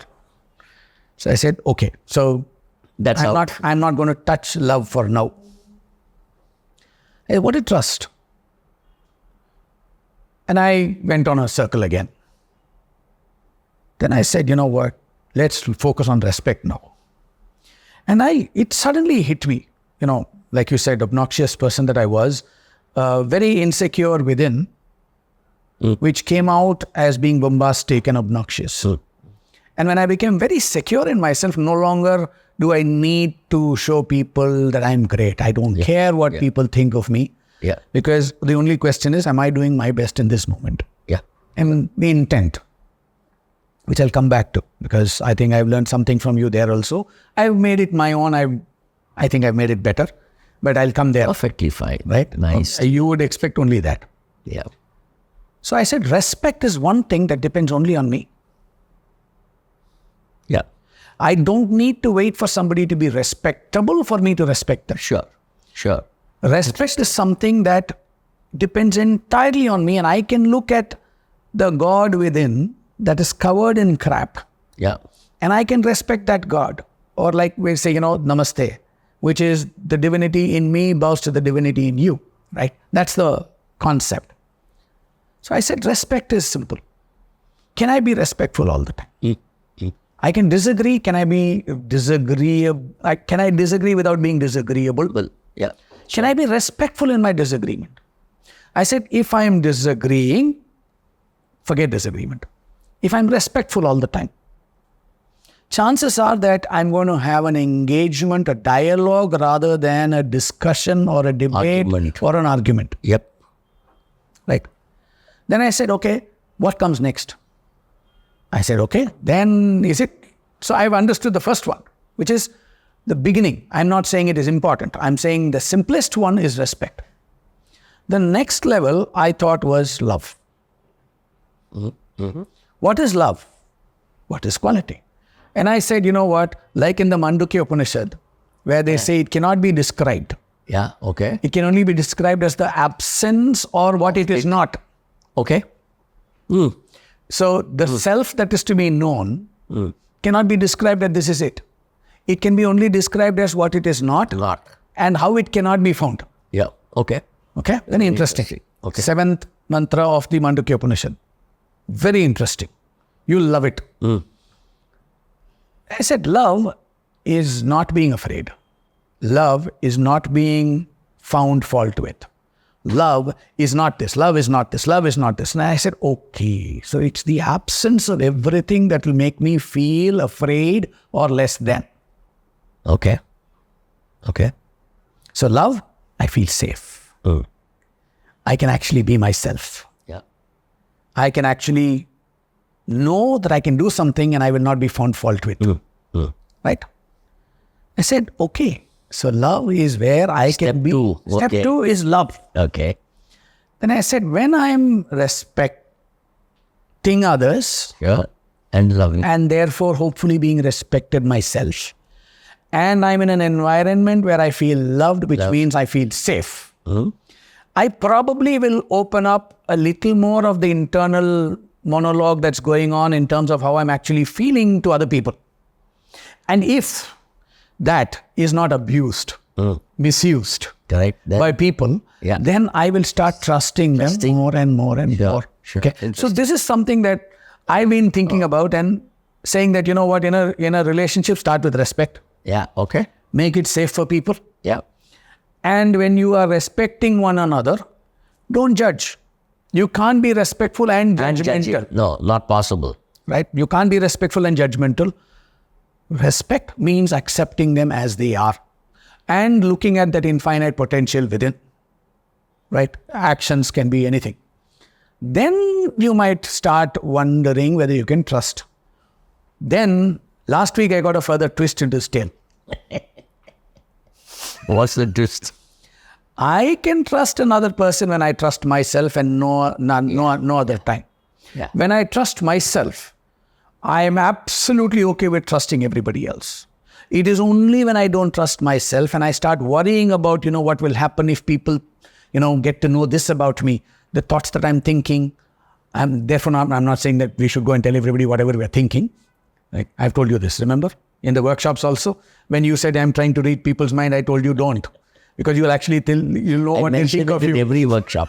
But people will actually know what they're thinking about me. Correct. Yeah. So I want, in the same way, love, trust, respect, love and trust. Yeah. Right? What else keeps you going? In your journey of life, working with people, what are other things that are important? No, what keeps me going, Cheenu, is that the way I am with people, the intention with which I live my life, I know that I make a difference in people's lives. Okay. I just know it. Okay. All right. And I find the evidence where my cousin's daughter in Dubai finds it exceedingly safe to talk to me. What she will not ever talk to her mother or father. Okay. And I have no idea why she does that. And she will refer to me the way her mother refers as Kichu Anna, even though she's only 18 and I'm 72. And we criticize both her parents. And we have a great time talking with each other. Okay. So I know that I'm making a difference to an 18-year-old young girl who is absolutely confused with what's going on in life. I also know that I make a difference when a father comes to me and he shows me a WhatsApp message from his daughter to his wife, where the daughter is saying, if you are coming down to the US, you cannot stay in my house. Daddy can stay, but you cannot stay because you mess up the entire family when you come. And I just wonder, how did they get into this? And I know that by conversing with him and maybe conversing with the other person, I can make some kind of difference to their happiness. Absolutely. That keeps me going. Yeah. And, you'd be very happy that, what you started off and what you've invested in me is actually coming to fruition, because I had the biggest compliment given to me by a 9-year-old. Oh, yeah. Yeah. Who is now a client. Yeah. And 9-year-old who, actually I'm going to be talking to her tomorrow. Okay. Right? This morning I got a message from her mother saying that, my daughter wants to have her session with you. With you, yeah. Right. So I understand. I'm very curious how she's going to pay you. So as I was, respect first leads to love, which is the absence of negative emotions. And when I have absence of negative emotions, I can be more of myself. I can, let's say, reveal more of my true nature. Okay. And when that revelation of true nature is not abused, misused by another person for any reason whatsoever, that builds more and more trust, which is where I was. And I also realized that last week, one thing hit me, that if I trust myself completely, then I can trust everybody. Yeah. So, when I trust myself, there's one example that I gave in a group when I was talking to them, and there was a lot of non-group, non-team work that was going on. Okay. So I borrowed your thing and I said, whatever I hear here, I will leave here when I leave here. Yeah. Right? Yeah. And I make that promise that whatever I hear here, I will leave here when I leave here. Yeah. And everybody liked it and they were smiling. And I said, please make a statement. Then I asked them a question. Do you feel safe to trust? To open up and actually tell people what they feel? And the unanimous answer was no. No. Yeah. So I said, this is a question of trust, that none of you feels safe to actually speak about what it is that you want to speak. Yeah. Yeah. We see this in families as well. Yes. We see this in workplaces, definitely. Definitely. Yes. We see this in families as well. Yeah. Right? We see this amongst friends. Then again, when, the story that you told me about Pandit Bhimsen Joshi, Yeah. and you asking Pandit Bhimsen Joshi, how do you sing so well? And Panditji saying, where do I sing? I just come here. Vithala uses my voice box. Yes. Yes. Right? Yes. So I surrendered. Something took over my voice box. And I was listening to it and said, wow, that seems very nice. Where did this come from? So what I said was, if you are sitting on a branch of a tree, when would you trust and sit there? Very interesting. Okay. And various things, when the branch is strong, sturdy. Okay. What else? When there's a safety net below. What else? When it's not too high. Right? So even if I fall, I'm not going to get hurt. Correct? All of that came. Okay. Then I said, okay, let's now look at it. It is 50 feet above. And it's shaking all the time. What would need to be true for you to sit on that branch there? No answers came. So what would need to be true for you to sit there? And after about 5-10 minutes, they said nothing. So I said, think outside, think differently. What would need to be true for you to conveniently sit there? Okay. And again, nothing happened. So I said, okay, if you were a bird, would you worry sitting on that branch? If you're a monkey, would you worry sitting on that branch? And they said, no. I said, so the monkey or the bird is sitting on the branch, not depending on the branch, but on itself and its ability to... whatever. So I said, similarly, you can trust yourself here. If you believe in yourself and you trust yourself and you know that your intent is genuine, it is not selfish, it is not manipulative, it is not to put down another person, right? So I think I'd like to hear from you. How do we inspire this trust, especially amongst loved ones? See, we have this with term that loved ones, and it's supposed to mean family. And that is where you and I find the greatest amount of animosity. Correct. Absolutely. Correct? Yeah. Husband, wife, parent, child, siblings. Yeah. Right? And I've had a couple of cases like what you mentioned, where the child is saying you can come and stay, but you can't stay here. Yeah. Right? Take a hotel. You're not welcome. You take a hotel and stay. It's sad. Yeah. And it's happening more often than I would like for it to happen today. I'm not going to be judgmental here. Everybody lives their own reality. My question to you is, how do we inspire this kind of trust in our loved ones? What advice would you have for people to be trusting and trustworthy, loving and lovable, respecting and respectable? See, Cheenu, if you look at trust, why would I not trust you? Exactly. Okay. So I want to say you gave me this glass of water. Yeah. And I want to tell you that, Cheenu, this glass of water, I don't know where you got it from, but it's got too much of chlorine in it. Yeah. Okay.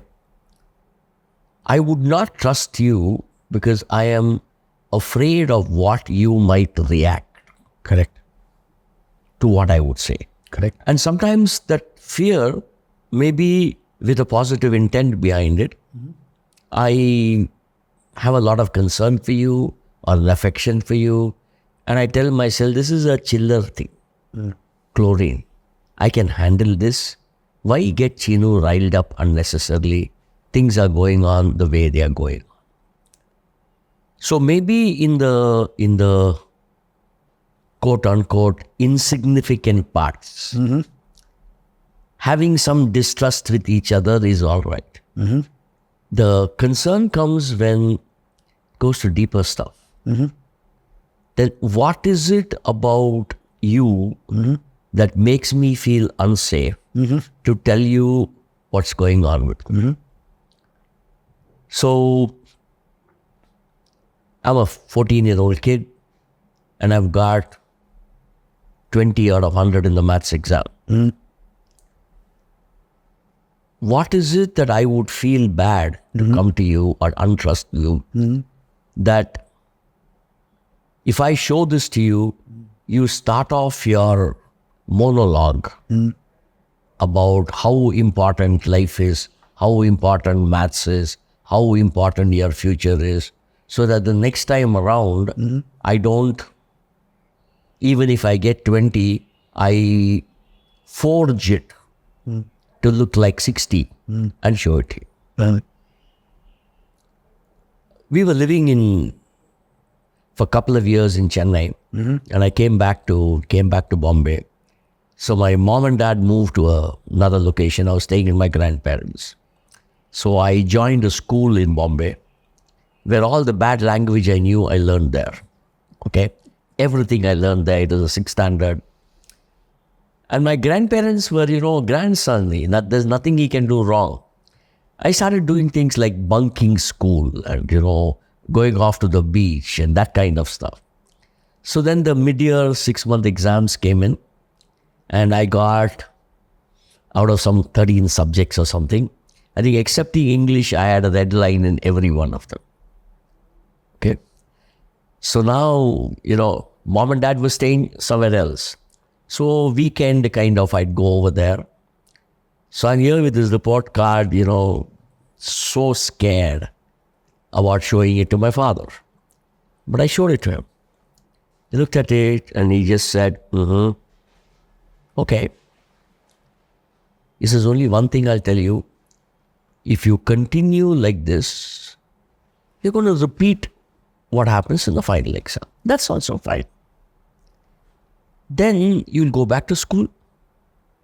When you go back to school, all your friends will go into the 7th standard class and you will go into the 6th standard class.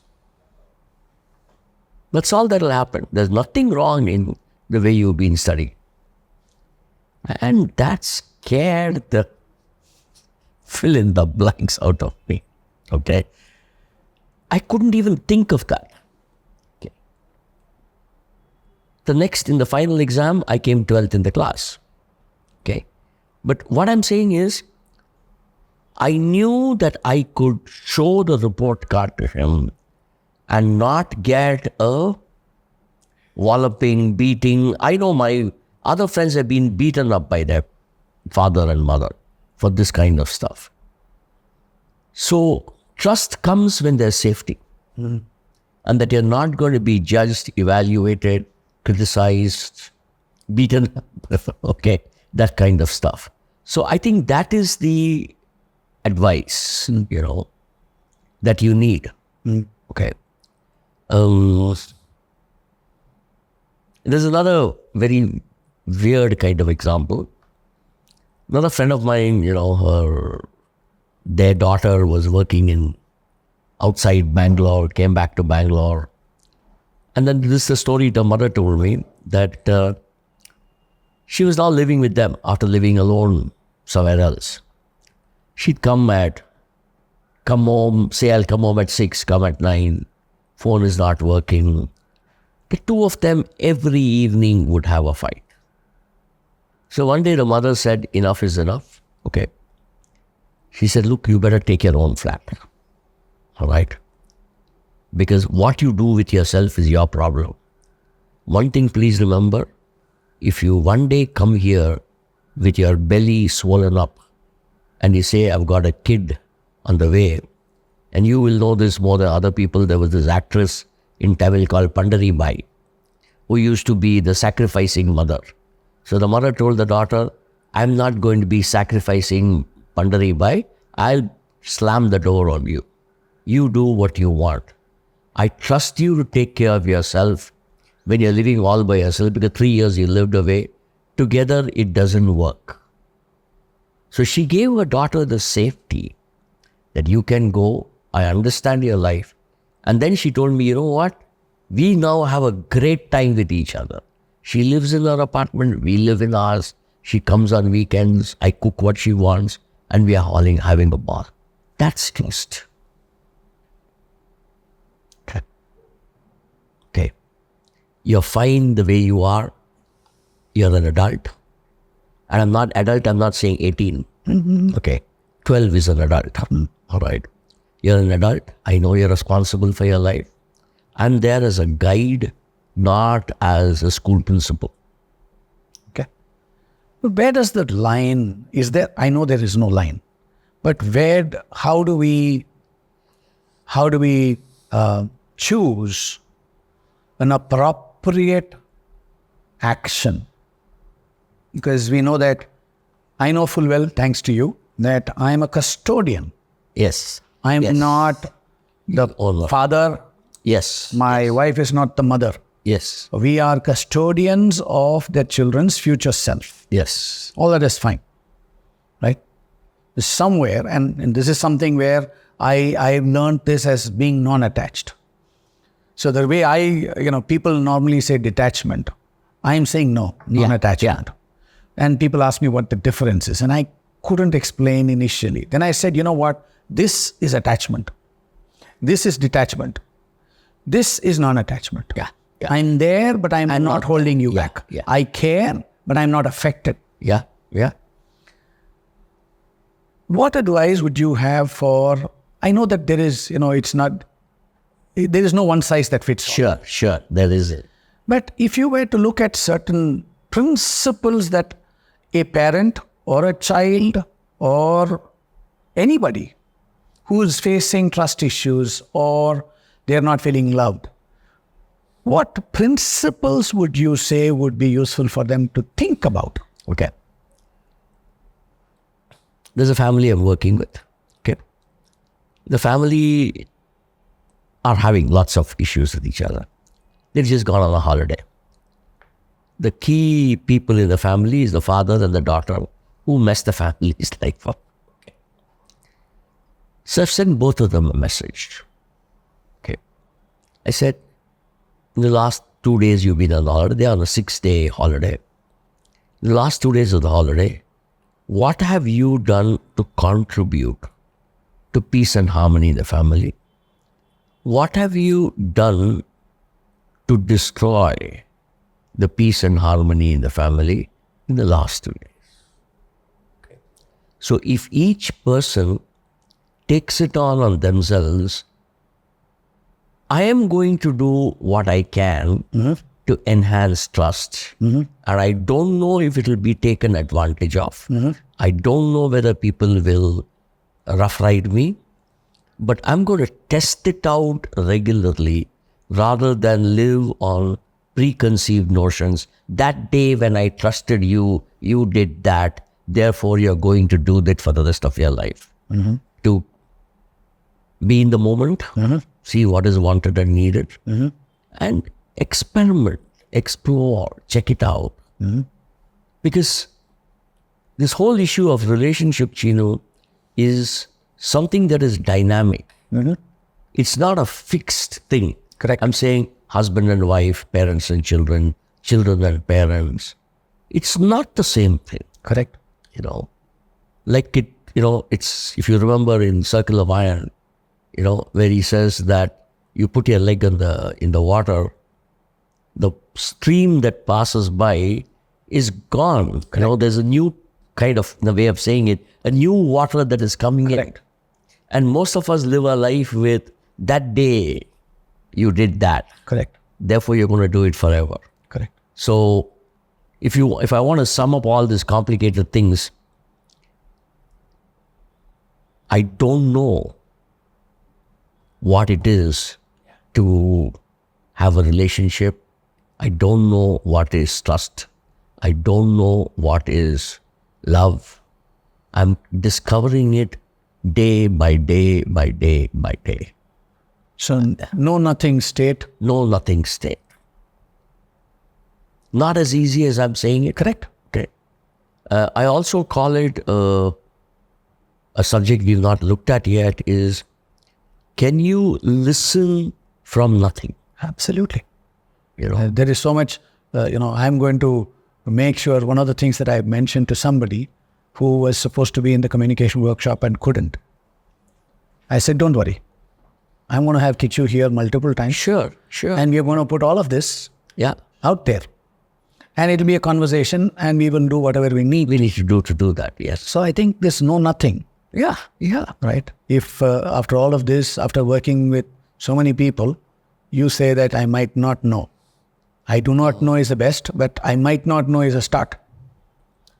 One of my friends whom I haven't talked to for I don't know how many years, she calls up and she says, I'm in trouble and you're the only person I think who can handle it. I said, what?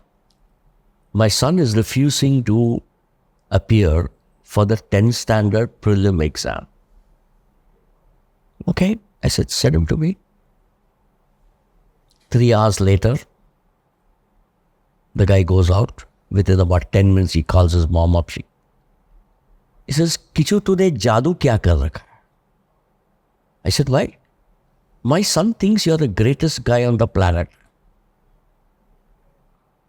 I said, I don't know, but all I know is in the 3 hours he was with me, 2.5 hours he talked. Half an hour I listened. Correct. And she's a good friend, okay? And I just asked her, you are some big whatever in your corporate. Your husband is a bigger whatever he is in corporate. Why the hell can't you guys do that?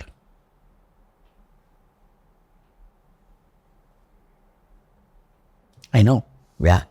So I asked somebody the other day, what are the 2 words that come in the way of life? A very smart person sitting in one of the most well-known places of higher learning. I'm sitting there and I said, what are the 2 words that come and screw up life? And what are the 4 words that is the exact opposite that will make life beautiful? And the person looked at me and said, don't give me the answer. I said, oh, I won't. And then we chatted and, he was asking this. I said, I'll give you a hint. The first word is I. Okay. In both, it's the half an hour going back and forth. Finally, both of us needed to take a restroom break. So we go to the restroom and I'm standing there and he's also standing there. And suddenly he says, Cheenu, 2 words, I know. Yeah. I said, absolutely. Absolutely, I know. I know will kill life. Yeah. I do not know will enhance life. Yeah. So I think I think it's a good place for this episode. Yes, I agree. I would normally ask a question of people. I'm not going to ask that question of you today because I'll save that for later. Mm-hmm.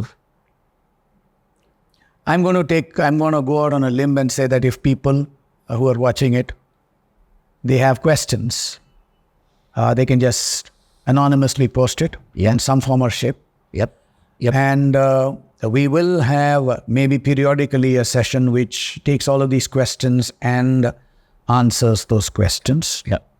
And not just me, my coach, Master Kichu, will be here, right? And we will do the best that we can. Absolutely. And, it feels like a very short time that we've been speaking. I know. Even with all the glitches and all of that, it still feels like we've not even started. Yeah. So, sometime. Sure. I'm game. We are going to make this a regular affair. I'm game. Right? Yeah. A series with. Yeah. Right? And I also think, this idea of the HappYness Helix, more and more people with different perspectives on the same subject will be really valuable. Absolutely. For the people who listen to it. Absolutely. And in a way of speaking it, for the true seekers. Absolutely. Yeah. I listen to a lot of podcasts and all of them, while everyone who genuinely wants to go out there and make a difference, they seem to be making a difference. Yes. Right? And that's the intent. Intent. So, in your words, please tell all viewers, because you know what, I'm consider all the other people, I'm old. Yeah. But then you are the older. Yeah, definitely. Okay? Elder. Yeah. So kindly tell all viewers to watch it properly. Sure. And to share it with people. Sure. Done. So do that now. Yeah. So please, I had a ball, and I think the ones of you that have been listening and seeing both of us in this conversation with each other, please reflect. I personally think that the conversation Cheenu and me have had together, in a way, is not understandable the first time. Listen to it again, reflect it, share it with people. After sharing with people, have a dialogue with them. Okay, this is what I listened to. This is the insights that I got. What are the insights you got? And start your own journey into the different subjects that Cheenu and me got into today. That would be really beneficial for your own life. Thank you, Master. Thank you, sir. Namaskara. Namaskar. Thank you. Thank you. Thank you, gentlemen. Yeah.